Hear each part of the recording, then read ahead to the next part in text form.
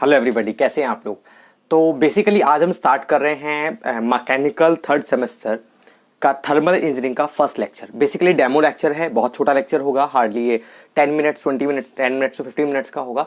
And then after हम लोग इसके बाद हम लोग आगे के लेक्चर्स बनाएंगे। ये बेसिकली डेमो लेक्चर है, इस पर आपको समझ आएगा कि हम लोग कैसे फॉलोइंग करना चाह रहे हैं। तो कुछ चीज़ें मैं पहले बेसिक क्लियर कर दूँ आप लोगों को। इस सेमेस्टर में हम लोगों का जितना भी पढ़ाई रहेगी वो पूरी की पूरी ऑनलाइन रहेगी। ऑनलाइन में क्या होगा, हमारा जो भी कोर्स होगा हमारी एप्लीकेशन पे अवेलेबल होगा। आप एंड्रॉइड एप्लीकेशन पे जाइए, डाउनलोड कीजिए और अपने कोर्स पे क्लिक कीजिए। जब कोर्स पे क्लिक करेगा वहां आपको दो ऑप्शन देगा, एनरोल फॉर फ्री एनरोलमेंट और आपका एक पेड एनरोलमेंट। अगर आप फ्री एनरोलमेंट करते हैं तो वहां पर स्टार्टिंग के जैसे ये लेक्चर है, ऐसे 2 या 3 लेक्चर आपको वहां फ्री देखने को मिलेंगे, ठीक है। देन आफ्टर आपको पे करना पड़ेगा। तो अगर आपको लगता है कि आपको पढ़ाई शुरू कर देनी है तो बिल्कुल आप पेड पे जाइए, अदरवाइज आप डेमो लेक्चर्स देख लीजिए। तो स्टार्ट करते हैं हम लोग। मैंने फिर बताया आज का लेक्चर छोटा होगा, इससे डेमो लेक्चर बेसिकली। तो आज हम क्या शुरू करने वाले हैं, तो हमारा जो टॉपिक है हमारा काफ़ी अच्छा। बुक के बारे में कुछ बच्चे पूछते हैं कि हम लोग बुक कौन से थर्मल के लिए, तो वो मैं एक्सप्लेन कर देता हूँ। एक उभी आती है और एक आपका सराव, दो बुकें बहुत आती हैं। आर एस खुरमी आती, बुकें बहुत सारी आती हैं, लेकिन आपका सराव और उभी वो मेरे हिसाब से अच्छी बुक है। जो डिप्लोमा में थर्मल इंजीनियरिंग के लिए उससे अच्छी, मतलब अभी फिलहाल आप लोगों के लेवल के लिए सही बुक है, कोई इशू नहीं है, ठीक है। सेकेंडली स्टार्ट कर रहे हैं हम लोग mechanical third semester thermal engineering by me Ankur Mishra. तो हमारा बेसिक कंसेप्ट पार्ट 1 हम लोग कर रहे हैं। बेसिक कंसेप्ट पार्ट 1 का मेरा मतलब ये है, बेसिक कंसेप्ट आपका जो यूनिट 1 होगी, अगर आप अपना सिलेबस देखेंगे तो उसके अंदर आपके जो मैं बेसिक बोलता हूँ, उसके अंदर काफी सारे लॉज हैं, उसके अलावा प्रॉपर्टीज ऑफ गैसेज हैं, सो ऑन। तो उसका हम पार्ट 1 कर रहे हैं, ठीक है। और हमारे एप्लीकेशन के अंदर आप लोगों को सब कुछ सीक्वेंस में मिलेगा और अलॉन्ग विथ पीडीएफ नोट्स भी मिलेंगे उसके अंदर, ठीक है। चलिए स्टार्ट करते हैं। पीडीएफ नोट्स वो हैंड रिटन नोट्स हैं पुराने बच्चों के, वो मैं उसमें ऑलरेडी आपको एक्सेसिबल होंगे, ठीक है। और एक चीज और, लेक्चर उसमें हर वीक में 3 या 4 लेक्चर अपलोड हो जाएंगे, वो आप देखते रहिएगा। एंड सेकेंडली वीक में एक क्लास आपकी लाइव क्लास होगी जहां पर हम लोग डाउट सॉल्व करेंगे, ठीक है। चलिए स्टार्ट करते हैं हम लोग। Today we will cover basic concept. हम लोग देखेंगे बेसिक कॉन्सेप्ट, थर्मल इंजीनियरिंग क्या होता है, थर्मोडायनेमिक्स क्या होता है। फिर हम देखेंगे गैसेस लॉ। हमारे जो गैस होती है बेसिकली, उस गैस के अपने कुछ अलग लॉज होते हैं, कुछ नियम होते हैं। बिकॉज सॉलिड लिक्विड गैस आपने पढ़ा होगा, मैटर की 3 बेसिक स्टेट होती हैं। तो सॉलिड लिक्विड गैस में मेटल जो आपका गैस है उसके अलग नियम, अलग लॉज बनाए गए हैं। उनमें हमारा बॉयल्स लॉ, चार्ल्स लॉ आपके सिलेबस में है, बट मैं एक एक्स्ट्रा लॉ पढ़ाऊंगा आपको, गे-लुसैक लॉ। बिकॉज अगर आप फ्यूचर में एग्जाम देते हैं या कोई कंपनी का कोई एंट्रेंस होता है तब वहां पर आपको वो काम आएगा। और हम पढ़ेंगे आइडियल गैस इक्वेशन के बारे में कि आइडियल गैस इक्वेशन क्या होती है और ideal gas equation basically format क्या होता है उसका, वो हम अंडरस्टैंड करेंगे, ठीक है। चलिए तो स्टार्ट करते हैं। पहले थर्मोडायनेमिक्स क्या होता है पहले मैं आपको समझाता हूं, फिर डेफिनेशन आप लोग आराम से नोट कर लीजिएगा। थर्मोडायनेमिक्स क्या अगर मैं डिस्कशन करूं तो यहां पर 2 शब्द हैं, एक है थर्मो, एक है डायनामिक। थर्म का मतलब होता है हीट, डायनामिक होता है मूविंग। एक सिंपल लॉजिक है। तो जब कभी हम बात करें हीट के चलने की, हीट के मूव करने की, या हीट की वजह से वर्क बनने की, हीट की वजह से डिवाइस बनने की, जहां पर हम हीट का यूज करें। अगर आप पेट्रोल इंजन की बात करते हैं तो एक डिवाइस है जहां पर हम लोग पेट्रोल को हम लोग हीट करते हैं, उससे पेट्रोल को हम लोग स्पार्क करते हैं, उसकी वजह से वो हीट जनरेट करता है और उसको हम लोग इंजन को यूज करके हम लोग वर्क प्रोड्यूस करते हैं। तो बेसिकली थर्मोडायनेमिक्स। तो अगर मैं इसकी डेफिनेशन की बात करूं, ये एक बेसिक डेफिनेशन है। अगर मान लीजिए कोई आपसे पूछ लेता है तो टीचर जनरली वाइवा वगैरह के अंदर ही बहुत ज्यादा पूछ लेते हैं, क्योंकि वो क्या सोचते हैं कि अगर ऐसा कुछ लॉज वगैरह पूछेंगे तो आप इसको रट के आए होंगे, लेकिन जब आपसे थर्मोडायनेमिक की बात करेंगे तो आप नहीं पढ़ के आए होंगे, इसलिए टीचर आपसे पूछ लेते हैं। तो यहाँ पर क्या आता है, the branch of science in which we deal with the energy of gas and vapour. जहां पर हम गैस और वेपर, देखो वेपर आपको पता होगा, अभी हवा के अंदर भी वेपर होते हैं, ठंडा कर दो तो वो ओस के रूप में नीचे गिर पड़ेंगे। तो वेपर एक वो कंडीशन होती है जो पूरी तरह अभी गैस भी नहीं बनी है, पूरी तरह लिक्विड भी नहीं है, उसके बीच की कंडीशन को होती है।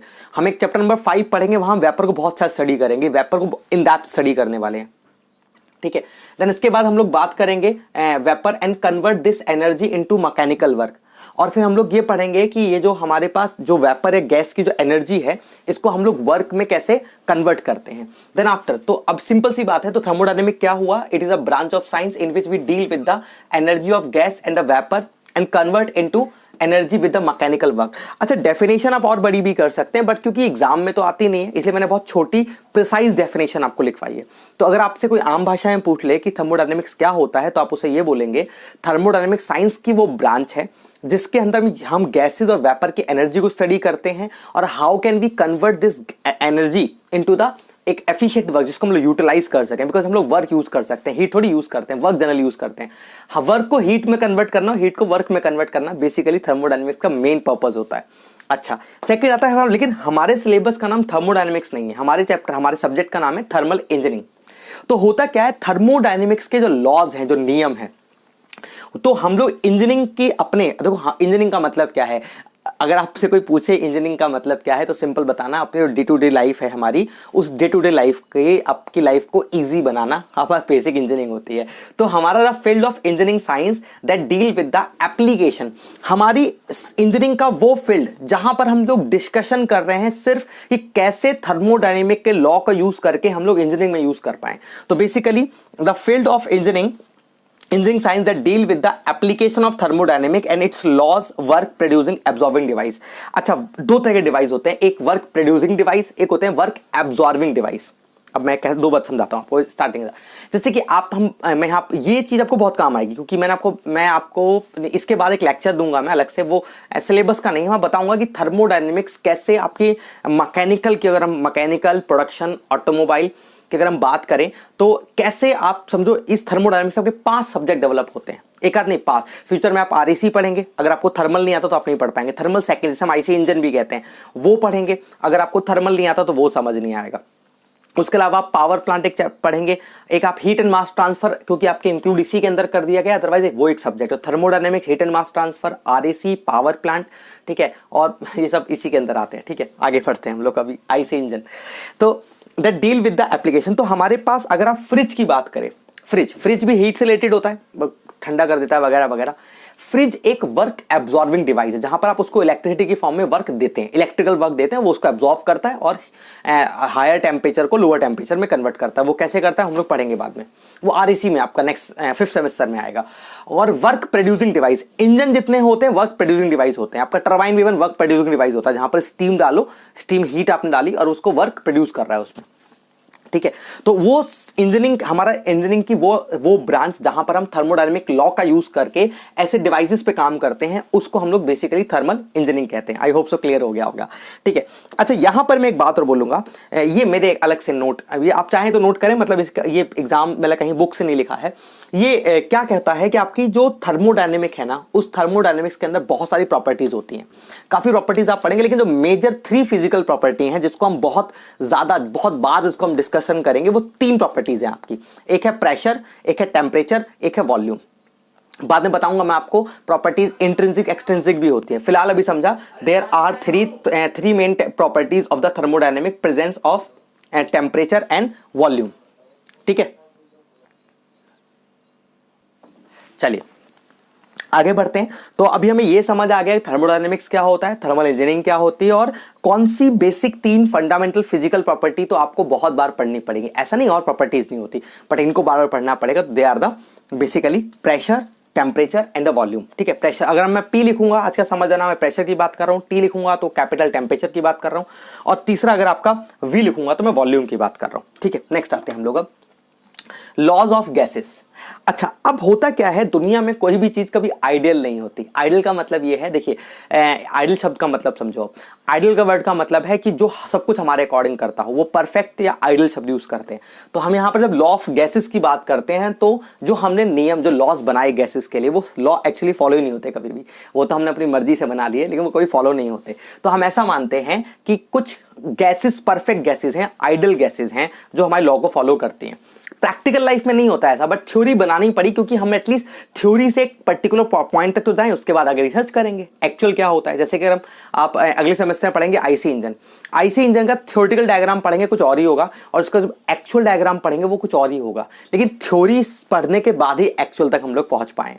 अच्छा, आगे बढ़ते हैं। तो हमारे पास 3 लॉ आते हैं, बेसिक 3 लॉ, ध्यान सुन लेना, बाद में आपको जुगाड़ बताऊंगा इसका एक। ठीक है, one is called boils law, Charles law और गे-लुसैक लॉ। अब 3 लॉ क्यों होते हैं, मैंने फिर बताया आपको। आपकी 3 मेन फिजिकल प्रॉपर्टी होती हैं, प्रेशर, टेम्परेचर और वॉल्यूम। सिंपल है। ठीक है, मैं तीनों को आपको प्रैक्टिकल लाइफ का एग्जांपल भी दूंगा। तो अभी फिलहाल मैं इसको हटा रहा हूं।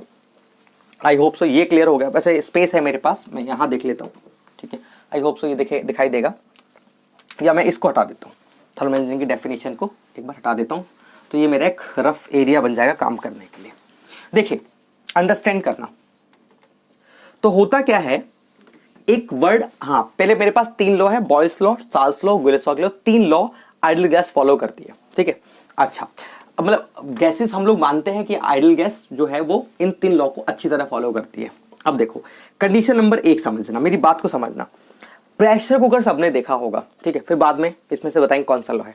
प्रेशर कुकर में हीट का तो आदान प्रदान हो रहा है, हीट की वजह से कुछ हमारा वर्क हो रहा है, चावल बन रहे हैं, दाल बन रही है, जो बन रहा है। तो आपको ये बताना है, सोचना है, मतलब बताओ तो नहीं पाओगे आप लोग, सोचना है आपको ये कि प्रेशर कुकर में क्या हो रहा है, मतलब कंडीशन क्या है। तो हम देख रहे हैं कि प्रेशर कुकर में टेम्परेचर जो है, टेम्परेचर वो बढ़ रहा है, धीरे करके हीट आ रही है, टेम्परेचर बढ़ रहा है, टेम्परेचर बढ़ रहा है। प्रेशर जो है, प्रेशर सिर्फ 3 ही बात सोचो, प्रेशर, टेम्परेचर, वॉल्यूम, और बाकी सबके बारे में नहीं। प्रेशर जो है वो बढ़ रहा है, एक टाइम पे इतना बढ़ जाता है कि वो सीटी आ जाती है, लेकिन वॉल्यूम नहीं बढ़ रहा, वॉल्यूम पहले भी उतना ही था और बाद में भी उतना है, तो वॉल्यूम चेंज नहीं हो रहा। तो काम की बात समझो, इसका मतलब अगर हम देखें तो टेम्परेचर बढ़ाने से जो प्रेशर है वो बढ़ता है। सिंपल, हम प्रेशर कुकर की बात कर रहे हैं कब, अगर हमारा वॉल्यूम क्या रहे, अगर हम वॉल्यूम की बात करें, वॉल्यूम क्या रहे हमारा, कांस्टेंट रहे। अगर वॉल्यूम में हमारा कोई चेंज नहीं आए, वॉल्यूम सेम रहे कुकर की तरह, तो अगर आप टेम्परेचर बढ़ाएंगे तो प्रेशर बढ़ेगा। इसका उल्टा भी कर सकते हैं, अगर आपके पास एक ऐसे करके बकेट टाइप है, उसको प्रेस कर दो, जब आप प्रेस करोगे ना तो आपने प्रेशर बढ़ाया, अगर आपने प्रेशर बढ़ाया ना तो टेम्परेचर बढ़ता है। ये बात मैं समझाऊंगा मैं आपको। कंप्रेशर नाम का एक डिवाइस होता है, कंप्रेशर सुना होगा आपने, साइकिल पे वहां पर हवा भरवाते हो।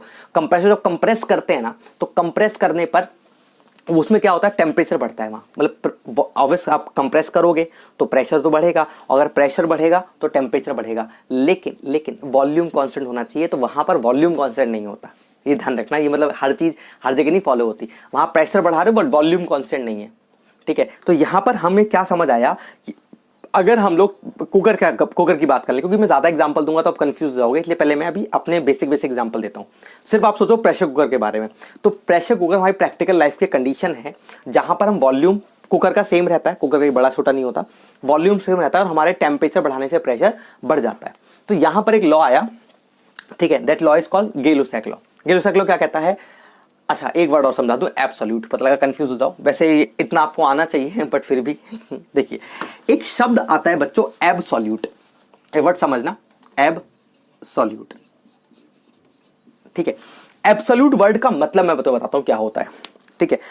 देखो, जिसके नीचे पॉसिबल ना हो, प्योर, कति प्योर, मतलब ऐसा शब्द सही। जैसे एग्जांपल के लिए 2 लोग ड्रिंक कर रहे हैं, एक ने पानी मिलाया, एक ने पानी नहीं मिलाया, तो उसने पानी नहीं मिलाया, वो एब्सोल्यूट उसका अल्कोहल है और एब्सोल्यूट अल्कोहल, आप बचपन में किसी ने अगर पढ़ा हो, एब्सोल्यूट अल्कोहल पीना नहीं चाहिए, सेहत के लिए हानिकारक होता है। तो टेम्परेचर की वो वैल्यू देखो, होता क्या है, आपने टेम्परेचर की आज तक कितनी यूनिट सुनी है, मेरे हिसाब से 3 तो सुनी होंगी कम से कम, डिग्री सेल्सियस, फ़ारेनहाइट और केल्विन, 3 सुनी है। इनमें से एब्सोल्यूट टेम्परेचर कौन सा होता है कि जिससे नीचे टेम्परेचर पॉसिबल नहीं, जो मिनिमम वाली यूनिट है। मैं आपको एग्जांपल देता हूं, ये हम लोग बाद में डिस्कशन करेंगे इसका, ठीक है। एफएम में तो बहुत अच्छा पढ़ेंगे इसको। देखो यहां पर क्या हुआ, यहां होता है डिग्री सेल्सियस, यहां होता है केल्विन, दैट मीन्स 0 केल्विन से कम टेम्परेचर पॉसिबल नहीं, और आगे ऊपर की तरफ होता है, ठीक है। मान लो मैंने यहां से टेम्परेचर मेजर करना शुरू करा और ये आया 270, यहां पर सॉरी, यहां तक मेजर करा और ये आया 273 केल्विन। हर चीज नोट नहीं करनी, अंडरस्टैंड करनी है। 273 केल्विन कितना हो गया, 0 डिग्री सेल्सियस। अगर मैं यहां निकल गया ऐसे करके और ये हो गया मेरा 300 केल्विन और यहां से नापा तो भैया ये हुआ 27 डिग्री सेल्सियस। तो डिग्री सेल्सियस से नीचे भी टेम्परेचर पॉसिबल है, मतलब माइनस में डिग्री सेल्सियस अवेलेबल होता है, लेकिन केल्विन कहीं माइनस में नहीं होता। आपने जिंदगी में कहीं नहीं पढ़ा होगा -3 केल्विन, -4 केल्विन। दुनिया में सबसे कम टेम्परेचर जो होता है उसे बोलते हैं एब्सोल्यूट टेम्परेचर, जो केल्विन में नापा जाता है। वो ओके नहीं लिखा है, कई लोग समझ लगे, यह है 0 केल्विन। 0 केल्विन से कम तापमान पॉसिबल नहीं है। तो अगर टेम्परेचर को केल्विन में रखा गया तो उसके लिए शब्द यूज किया जाता है एब्सोल्यूट टेम्परेचर। प्रेशर में सबसे कम प्रेशर जो होता है वो पास्कल होता है। पास्कल, 0 पास्कल से कम प्रेशर संभव नहीं है, इसलिए पास्कल में अगर प्रेशर नापा जाए तो उसको बोलते हैं एब्सोल्यूट प्रेशर, मतलब उससे कम संभव नहीं है। बस सिंपल लॉजिक। अब यहां समझो आप, ये छोटी छोटी बातें हैं, फिर बाद में कर देती हैं दिक्कत, इसलिए मैंने बता दिया आपको। अब यहां देखो, तो कहता है भाई, गेलुसैक लॉ ये बोलता है कि भाई अगर हमारा प्रेशर, एब्सोल्यूट प्रेशर जो होता है वो डायरेक्टली प्रोपोर्शनल होता है टेम्परेचर के, अगर वॉल्यूम को कांस्टेंट रखा जाए, आम भाषा में ये कहता है। लेकिन ये कहीं ना कहीं तो एक्सपेरिमेंट हो रहा होगा ना, तो पर्टिकुलर हम लोग बात कर रहे हैं किसी एक पर्टिकुलर दिए हुए मास के बारे में। तो the absolute pressure of a given mass of a ideal gas, किसी आइडल गैस का गिवन मास है 1 kg 2 kg जो भी है, उसमें pressure is directly proportional to the temperature if volume remain same. अगर वॉल्यूम सेम होता है, वॉल्यूम सेम है, तो प्रेशर टेम्परेचर के डायरेक्टली प्रोपोर्शनल है। अगर प्रेशर टेम्परेचर के डायरेक्टली प्रोपोर्शनल है तो इस टेम्परेचर को नीचे ले आओ, तो नीचे ले आओगे तो क्या होगा, P/T बराबर क्या हो जाएगा, कॉन्स्टेंट। अरे ओम्स लॉ की तरह बचपन में पढ़ा था, कॉन्स्टेंट हो जाएगा। तो ये क्या हो जाएगा P। अच्छा अब एक बात बताओ, इसका मतलब P/T का रेशियो हमेशा क्या रहेगा, फिक्स रहेगा, अगर ये लॉ फॉलो होता है तो इसका मतलब प्रेशर 1 टेम्परेचर 1, इसका रेशियो प्रेशर 2 टेम्परेचर 2 का रेशियो। अच्छा जिसको ये नहीं समझ आए चिंता मत करना, क्योंकि ये चीजें थोड़ी सी भी नई है तो समझने में टाइम भी लग सकता है कि ये ऐसा कैसे आया। बट ऐसा अगर किसी का रेशियो है, किसी का मल्टीप्लाई कांस्टेंट है, तो 1 1 2 2 3 3 3 4 4 उन सबका रेशियो बराबर होगा, मल्टीप्लाई बराबर होगा। ठीक है, तो हमारे पास दूसरा एक लॉ आता है बॉयल्स लॉ।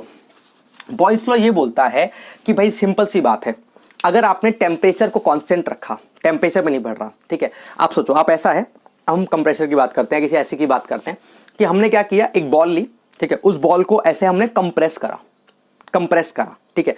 अब बॉल का टेम्परेचर सेम है, जितना बाहर है उतना अंदर है, लेकिन अगर आप सोचो, अगर आप उसे ऐसे वॉल्यूम कम करते हो, उसको दबाते हो अंदर की तरफ, तो प्रेशर क्या होगा, बहुत कॉमन सेंस है, आप किसी को दबाओगे तो प्रेशर उसका बढ़ जाता है, इंजेक्शन में बढ़ जाता है इवन, ठीक है। तो उन्होंने बोला कि अगर आपने प्रेशर को बढ़ाया तो भैया वॉल्यूम जो था वो कम हो जाएगा। सिंपल लॉजिक है, वॉल्यूम कम हो जाएगा प्रेशर बढ़ाओगे। तो बोला absolute pressure of a given मास, जो प्रेशर है किसी गिवन मास पे आइडल गैस का, इनवर्सली प्रोपोर्शनल टू वॉल्यूम। अपना खुद का दिमाग लगाओ, अगर आपने प्रेशर बढ़ाया तो वॉल्यूम कम होगा ना, इंजेक्शन में प्रेशर बढ़ाओगे तो वॉल्यूम क्या होगा, कम हो जाएगा। जो अंदर की गैस है उसकी बात चल रही है, इंजेक्शन की बात नहीं चल रही कि इंजेक्शन छोटा कर दोगे। अच्छा इसके बाद मैथमेटिकल देखें तो P/V हो गया। अच्छा P/V की मल्टीप्लाई कर दो, V की मल्टीप्लाई करोगे P/V इज इक्वल टू क्या हो जाएगा, ये हो जाएगा कांस्टेंट। तो ये क्या हो जाएगा, P1 V1 बराबर P2 V2 बराबर P3। अगर मल्टीप्लाई कांस्टेंट है तो सारे मल्टीप्लाई बराबर होंगे, डिवीजन कांस्टेंट सारे डिवीजन बराबर होंगे, ठीक है। तीसरा होता है चार्ल्स लॉ। चार्ल्स लॉ बोलता है volume of a given mass, बस सेम, बाकी एक लाइन सेम रहनी, volume of a given mass वगैरह वगैरह, या temperature of a given mass या pressure of a given mass, ठीक है, ऑफ इज डायरेक्टली प्रोपोर्शनल। ये कहता है कि अगर आपने टेम्परेचर बढ़ाया तो भैया वॉल्यूम बढ़ेगा। एक सिंपल सी बात समझो, आपने एक बकेट लिया, मैंने फॉर एग्जांपल ये बोतल ली है, एग्जांपल है, तो उस बोतल में पानी यहाँ तक है, ये इतना ही पानी है, मैं इसे गर्म कर दूं, ये पानी फैल के पूरे बोतल में भर जाएगा। मैं उसका मतलब अगर मैं टेम्परेचर बढ़ाया तो इसका पूरे का पूरा वॉल्यूम बढ़ गया। अगर किसी गैस, और हम बात गैस की कर रहे हैं, लिक्विड की बात नहीं चल रही, अगर किसी गैस का आप टेम्परेचर बढ़ाओगे तो गैस पूरे कमरे में फैल जाएगी, उसका वॉल्यूम बढ़ जाएगा। सिंपल लॉजिक है, ठीक है। तो ये कैसे हो जाएगा, ये इस तरीके से हो जाएगा कि भैया अगर आपने टेम्परेचर बढ़ाया तो वॉल्यूम भी बढ़ेगा। तो V/T का रेशियो क्या आ गया, नीचे ले आओ, ये आ गया कांस्टेंट, वही ओम्स लॉ की तरह। तो ये क्या हो जाएगा, V1/T1 बराबर V2/T2 बराबर V3/T3। दिख रहा है आपको, समझ आ गया। अच्छा अब प्रॉब्लम ये आती है, प्रॉब्लम ये नहीं है, ठीक है। हो सकता है कि आज मैं आपको आइडल गैस के क्वेश्चन ना बता पाऊं, बिकॉज इसका भी मुझे बेसिक आपको समझाना है। अभी याद कैसे करे जाए, कैसे पता लगेगा किसमें क्या कांस्टेंट है, किसमें क्या कांस्टेंट नहीं है। तीनों की डेफिनेशन तो याद कर ली, तो पढ़ने का फायदा तो यही है। अब यहाँ पढ़ने का, ये पढ़ने का ये तो फायदा है कि आपको टेंशन लेनी है, टेंशन हमें लेनी है। देखो यहां पर आप एक AVR ट्रिक याद करेंगे, ठीक है, और ट्रिक से काम खत्म हो जाएगा। ट्रिक क्या कहती है, ट्रिक बोलती है पापा टीवी दिलाओ। अब ये देखो, अब ये नहीं तुम सोचो कि तुम बच्चों वाला ट्रिक बताऊंगा, तो मतलब एक लॉजिक भी होगा ट्रिक में फालतू का। तो पीछे पापा टीवी दिलाओ, पापा टीवी दिलाओ, कर दिया। अच्छा अब क्या करेंगे, इसमें एंटी क्लॉकवाइज, अब इस टेक्निकल ट्रिक है, देखो इसमें एंटी क्लॉकवाइज 1 2 3 लिख देंगे। तो 1 2 3 लिख दिया। तो हमने क्या किया, हमने लिखा पापा टीवी दिलाओ, लिख दिया। फिर इसमें एंटी क्लॉकवाइज 1 2 3 लिखा, एंटी क्लॉकवाइज 1 2 और 3 लिख दिया। अब क्या करेंगे, बॉयल्स चार्ल्स गै-लुसाक लॉ को अल्फाबेटिकल लगा लो। तो पहले बॉयल्स लॉ आएगा, फिर चार्ल्स लॉ आएगा, फिर गै-लुसाक लॉ, अल्फाबेटिकली ऐसे ही आएंगे। तो बी हो गया पहले नंबर पे, ये हो गया दूसरे नंबर पे, ये हो गया तीसरे नंबर पे। तो सीधी सी बात है, अगर बॉयल्स लॉ की बात करेंगे तो टेम्परेचर कांस्टेंट नंबर 1 पे आ रहा है, चार्ल्स लॉ की बात करेंगे तो प्रेशर कांस्टेंट, और गेलो-सेक लॉ की बात करेंगे तो वॉल्यूम कांस्टेंट। तो आपको ये समझ आ गया कौन से लॉ में क्या कांस्टेंट होगा। मैं फिर दोबारा ट्रिक रिपीट कर रहा हूं, ठीक है, इससे आपको पेपर में आप समझ लो 4 नंबर पक्के हो गए पेपर के, ठीक है। दोबारा समझो, हमने क्या किया, हमने लिखा पापा पापा टीवी दिलाओ, ठीक है, स्टार्टिंग है ट्रिक, ऐसे बहुत सारे ट्रिक अच्छी अच्छी हैं। तो हमने क्या किया, लिला, फिर इसमें एंटी क्लॉकवाइज 1 2 3 लिखा, कहां शुरू किया, टी से, 1 2 3 ऐसे एंटी क्लॉक लिख लिया। अब Boyle's law, Charles law, Gay Lussac law को हमने लिख लिया, तो हमने दोबारा लिखा बॉयल्स लॉ, कहां, अल्फाबेटिकल ऑर्डर में, चार्ल्स लॉ और गेलो-सेक लॉ, तीनों को लिख दिया। लिखने के बाद क्योंकि ये पहले नंबर पे आया, दूसरे नंबर पे आया, तीसरे नंबर पे आया, अब कौन से में क्या, देखो 3 ही सब्सटेंस वो है हमारे पास, प्रेशर, वॉल्यूम, टेम्परेचर, किसमें क्या कांस्टेंट है, इसी लड़ाई सारी की सारी। तो देखो उसमें बॉयल्स लॉ पहले नंबर पे आया तो टेम्परेचर कांस्टेंट है, मतलब प्रेशर वॉल्यूम एक दूसरे के इनवर्सली प्रोपोर्शनल हो गए। चार्ल्स लॉ में सेकंड मतलब प्रेशर कांस्टेंट है तो टेम्परेचर वॉल्यूम दूसरे के डायरेक्टली प्रोपोर्शनल होंगे, ठीक है, जैसे यहां पर है, ठीक है। इसके अलावा गेलो-सेक में थर्ड, वॉल्यूम कांस्टेंट है तो प्रेशर टेम्परेचर डायरेक्टली प्रोपोर्शनल होंगे, जो कांस्टेंट है वो हटा दो और प्रोपोर्शनल का साइन लगा दो, आपका लॉ बन गया। समझ आया लॉ में कैसे लिखना है। अब देखो हमें समझ आया कि मुझे याद हो गया कि बॉयल्स लॉ में टेम्परेचर कांस्टेंट है, तो मैं लिख दूंगा कि according to Boyle's law pressure is inversely proportional to volume, मतलब कुछ तो लिख दोगे ना, मतलब बिना उससे तो अच्छा ही है ना, ठीक है। तो समझ आ गया आपको। अच्छा, आइडियल गैस इक्वेशन क्योंकि अब लिखा हुआ है तो मैं समझा देता हूं क्या होती है बस हल्का सा, ठीक है। ये ट्रिक आप नोट कर लेना ऐसे करके, ठीक है। ट्रिक मैं दोबारा लिख देता हूं, AVR ट्रिक। देखो तो क्या है, पापा टीवी दिलाओ, और यहाँ क्या है, बॉयल्स लॉ नंबर 1 2 3 और चार्ल्स लॉ और गेलो-सेक लॉ, ठीक है। अब आप याद कर पाओ तो ठीक है ना, कोई बात नहीं। अच्छा, अभी आइडियल गैस इक्वेशन का डेरिवेशन तो हम लोग बाद में करेंगे, अभी सिंपल समझ लो इक्वेशन क्या होती है। अगर लिखा हो PV is equal to MRT, अगर आप नॉन इंजीनियरिंग फील्ड के बच्चे हैं तो आपको NRT होता है, बट इंजीनियरिंग फील्ड के अंदर इट्स MRT, मास लेते हैं हम लोग।